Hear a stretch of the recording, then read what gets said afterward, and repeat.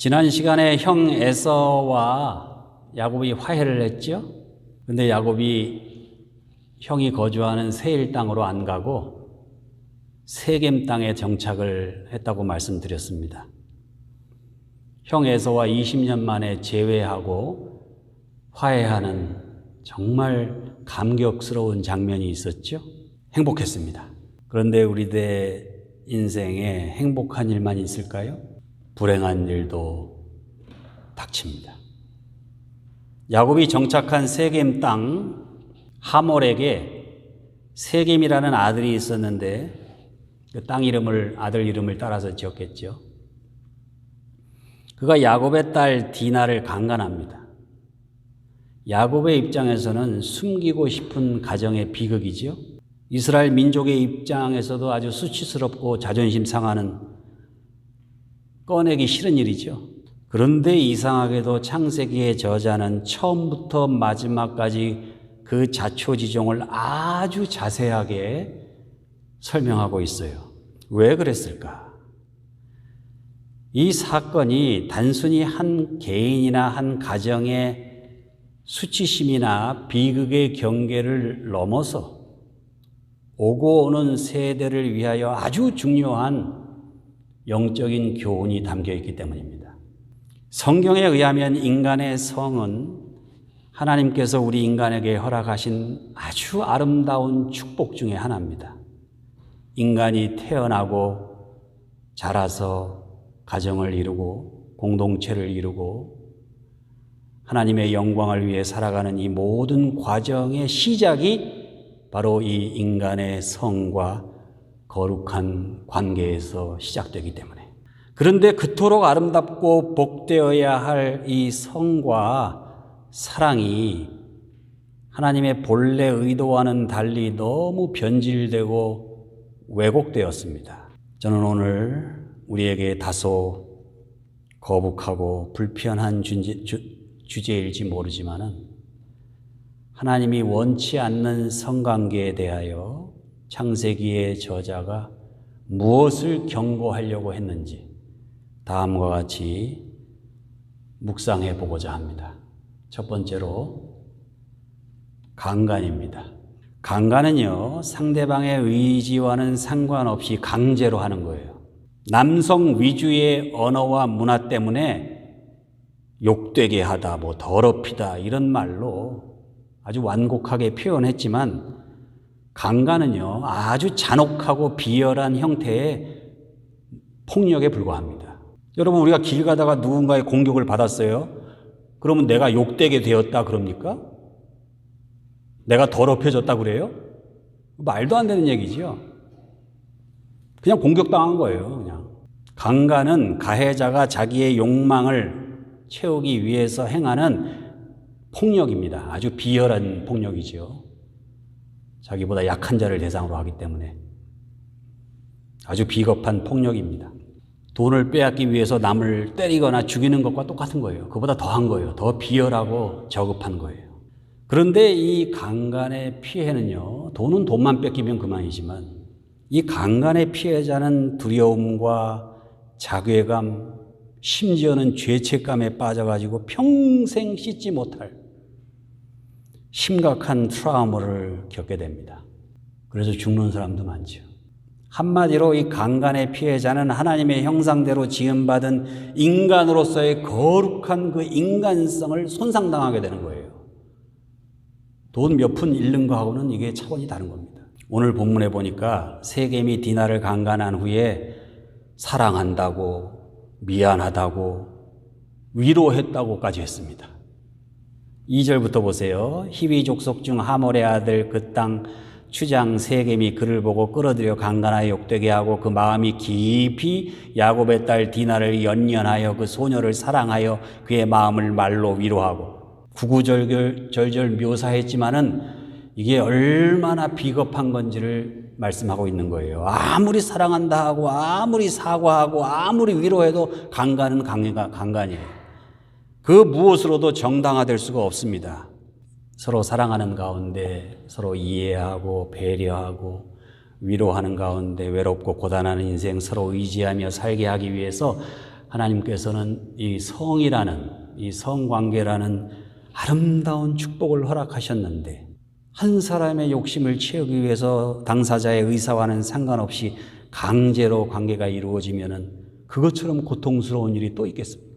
유나이티드 네이션 유엔에 지금 한 개국이 더 가입을 했죠. 193개국입니다.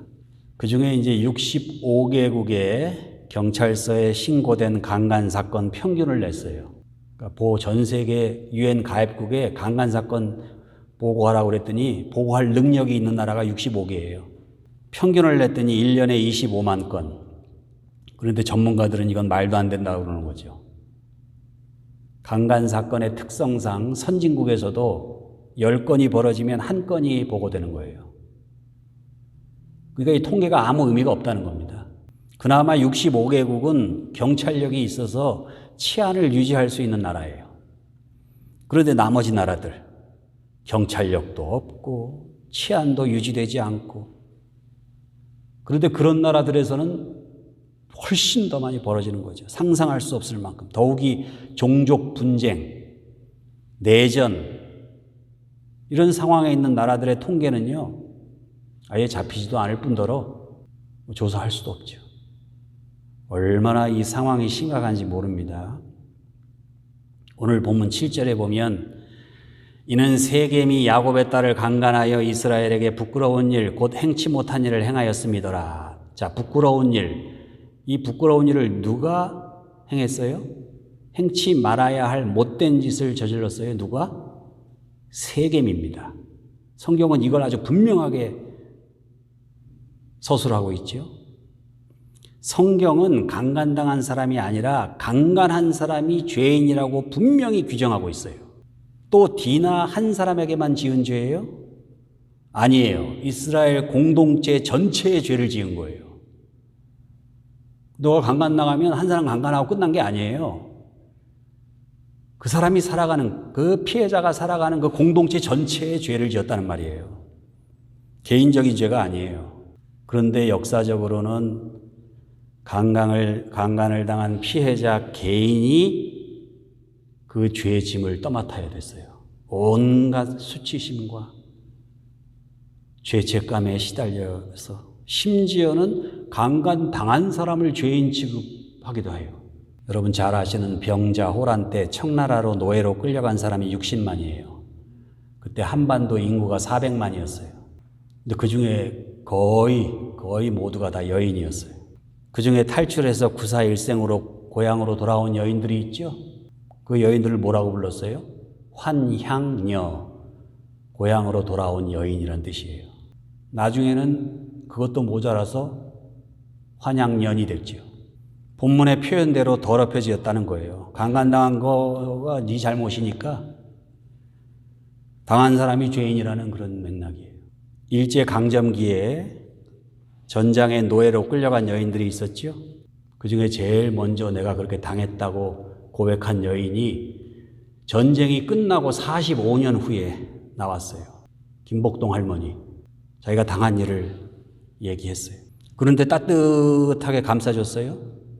한쪽에서는 창렬하고 모욕하고 조롱하고 손가락질하고, 여성들을 전쟁터에 놀이개로 끌고 다니던 일본 제국주의자들, 극우파들의 삐뚤어진 인간성은 그렇다 쳐요. 원래 그런 거니까, 그런 사람들이니까. 그런데 식민사관에 젖어서 한국인들 중에서도 그런 사람들이 있었어요. 지금도 있어요. 이게 얼마나 기가 막힌 일입니까? 현재 강간이 가장 많이 벌어지는 나라는 내전을 겪고 있는 나라지요. 아프리카에 있는 나라들. 아시아에서는 인도. 공통점이 있죠. 오랫동안 제국주의 열강의 지배를 받은 나라들이에요. 강간은 고대로부터 자행되어 온 제국주의의 산물이에요. 제국주의의 전쟁과 폭력. 근데 그게 거기서 끝난 게 아니라 우리들 자신과 우리들 가족과 우리가 살아가는 이 공동체까지 그 영향이 미쳐서 잔인한 비극으로 다가온다는 사실입니다. 그런데 이 문제는요, 강간에 대처하기가 쉽지 않다는 거예요. 그래서 강간 당하면 수치스럽다 여기지 말고 신고하라고 교육하는 정도입니다. 우리 선교사님들도 그렇고 목회학에서도 그래요. 목회 상담학에서 신고하라고 말하는 게 다예요. 강간해도 피해자는 신고도 하지 않고 신고해도 가해자가 처벌도 받지 않고 더군다나 그 강간한 사람이 세겜처럼 빽 있고 돈 있고 지위가 높은 사람이면은 처벌도 받지 않으니까 너도 나도 해도 되는 일인 것처럼 여기다가 요새는 이제 인도에서 하도 그 인권단체 유엔에서도 그렇고 신고하라고 하니까 이제 신고하기 시작해. 그랬더니만 강간 사건이 현저하게 지금 줄어들고 있습니다. 그걸 다행으로 여겨야 되는 그런 상황이니 이게 얼마나 슬픈 일인지 모르죠. 두 번째, 매매춘입니다.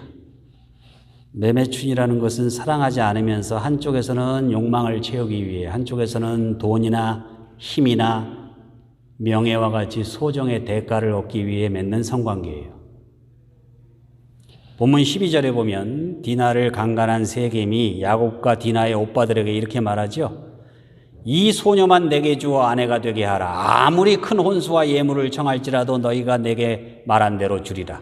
인간성을 파괴해놓고 돈으로 계산하겠다는 논리입니다. 우리는 성이 상품화된 시대를 살고 있죠. 그래서 성을 제공하는 분들은 자기들을 노동자로 좀 불러달라. 노동조합도 우리가 만들어야 된다. 얼마나 절박하면 그런 얘기까지 하겠어요. 성을 구입하는 사람들은요, 얼마나 떳떳한지 몰라요. 내가 정당한 대가를 지불하고 어려운 처지에 있는 오갈 데 없는 그런 여자들을 내가 도와주는데, 먹고 살게 해주는데 무슨 범죄냐? 아주 황당한 논리를 전개합니다.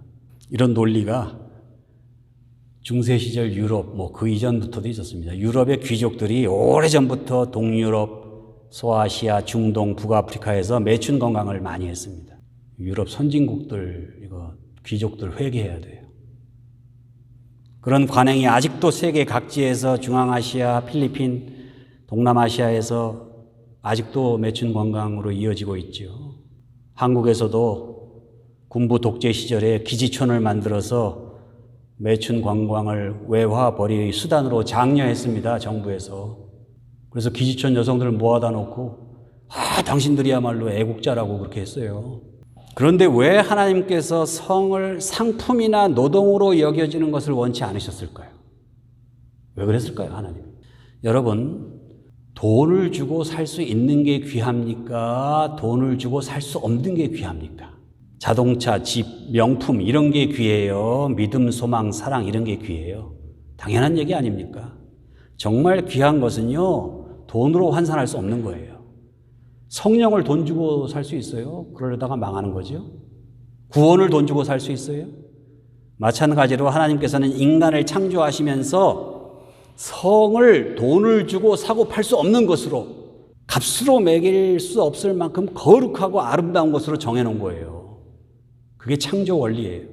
그런데 인간이 돈 주고 살 수 없는 그런 성을, 거룩한 성을 돈으로 살 수 있는 재미있는 상품이나 육체적 노동 정도로 평가절하한 거예요. 이게 인간의 죄입니다.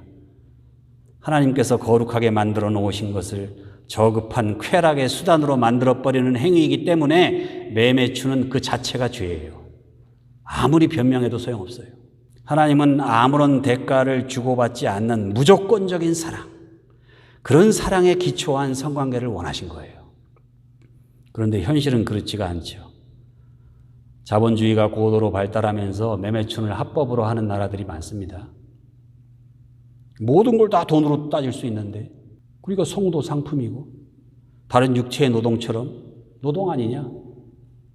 이게 자본주의 논리예요. 근데 그거 자체가 죄예요. 이미 우리는 매스컴, 인터넷 이런 것들을 통해서 성의 상품화를 강요하는 세상에서 살고 있어요. 그리고 우리도 모르는 사이에 성을 상품화하고 돈으로 성을 사고 파는 일에 간접적으로 동참하고 있어요. 그런데 이게 얼마나 심각한 거냐면 성관계가 돈으로 환산되는 상품이나 노동으로 전락하는 바로 그 순간 수요 공급이라는 시장 논리가 발생하는 거예요. 그 시장 논리가 어떤 논리예요? 보다 가치 있는 상품이나 노동을 싼 값에 사서 비싸게 팔아서 이윤을 극대화하는 게 이게 시장 논리예요. 여기서 뭐가 생겨요? 여성들, 특히 어린 여자 어린이들을 대상으로 한 인신매매예요. 유니세프 통계에 따르면 현재 지구상에서 매매춘 시장에 있는 어린아이, 미성년자들, 여자 어린이가 2천만 명이에요.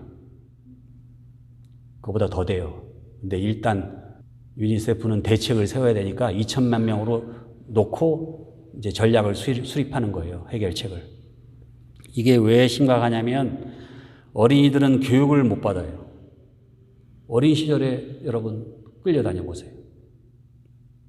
그리고 성인과는 달라요. 그래서 에이즈 같은 병균에 노출되면은 그냥 죽는 거예요. 그래서 여러분 미국의 제약회사들도 어린이용 백신을 개발하기 어려운 거 아닙니까? 예수님께서 누가복음 17장 2절에 이렇게 말씀하십니다.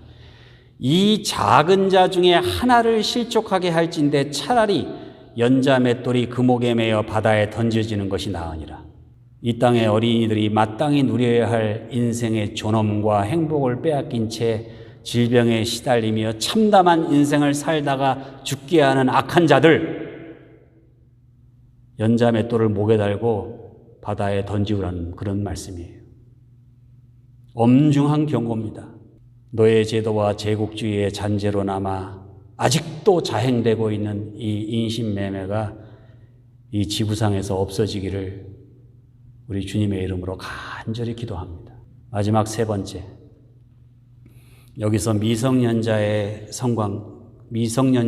성관계입니다. 강제적으로 이루어지는 강간도 아니고 돈으로 성을 사고 파는 매매춘도 아니고 서로의 합의하에 기꺼이 이루어지는 성관계라 하더라도 또한 아무런 대가를 주고받지 않는 그런 사랑의 관계라 하더라도 미성년자와의 성관계는 죄입니다. 하나님께서 성을 아름답게 하셨고 인간의 성관계를 축복해 주셨지만 거기에는 전제 조건이 있죠. 자신의 성관계에 대해서 책임질 수 있어야 돼요. 미성년자와의 성관계가 죄가 되는 이유는 그게 무책임한 성관계이기 때문에 그래요. 성관계를 하면은 임신할 수도 있고 아이를 낳게 되고 아이를 낳으면 키워야 되는데 그렇게 하려면은 돈이 필요하고 교육도 필요하고 근데 미성년자는 준비가 되어 있지 않은 거죠. 또 아름다운 그 관계를 위해서 깨끗한 위생 상태가 보장돼야 되죠. 정서적으로 심리적으로 안정이 있어야 돼요. 그런데 미성년자들과의 관계는 그런 게 없어요. 하나님께서 성을 허락하신 것은 인간으로 하여금 행복을 누리고 그 사랑의 결실로 자식을 낳고 행복한 가정을 통해 이 땅에서 천국을 경험하며 살아가기 위한 것인데 미성년자와의 관계는 자아를 발견하고 사랑을 경험하고 행복을 느끼기보다는 자기를 혐오하고 고통과 불행을 느끼고 비정상적인 인간관계에 종속되기가 쉬워요. 그래서 유니세프에서는 합법적인 조혼까지도 일찍 결혼하는 거 있잖아요. 어린 여자아이들. 그것도 반인격적이고 반인륜적인 관습으로 규정하고 있어요. 오늘 본문에 보면 세겜이 디나를 강간한 사건 때문에 세겜성 전체가 살인과 노략을 당합니다. 잘못된 성관계가 한 인간의 비극에서 끝나는 게 아니라는 사실을 보여주고 있죠. 가해자와 피해자를 포함해서 그들이 속한 공동체 전체에 두고두고 큰 재앙을 불러온다는 사실이에요. 역사를 공부하다 보면 그렇게 똑똑한 인류가 어떻게 이토록 오랜 기간 동안 그렇게 잔인한 전쟁을 계속 해올 수 있었을까? 의문이 생깁니다. 호모사피엔스인데, 생각하는 사람인데. 그 요인 중 하나가 바로 내 어머니, 내 여동생, 내 아내, 내 딸을 강간한 자들에 대한 복수심 때문이에요. 그것 때문에 인류의 전쟁이 끊기지를 않는 거예요. 착한 백성들이 그 복수심에서 헤어나올 수가 없어요. 그리고 전쟁 광들은 야욕을 위해서 그 복수심을 이용해요. 그래서 일부러 강간해요. 왜요? 계속 전쟁을 벌려야 되니까. 왜곡되고 오도된 성에 대한 인식에 휩싸여 살아가고 있는 우리들 자신, 그리고 우리들의 후손들이 아름답고 거룩한 성을 허락하신 하나님의 뜻대로 정말 건강하게 그리고 행복하게 살아갈 수 있도록 기도하고 노력하시는 여러분과 저가 되시기를 우리 주님의 이름으로 축원합니다. 기도하시겠습니다.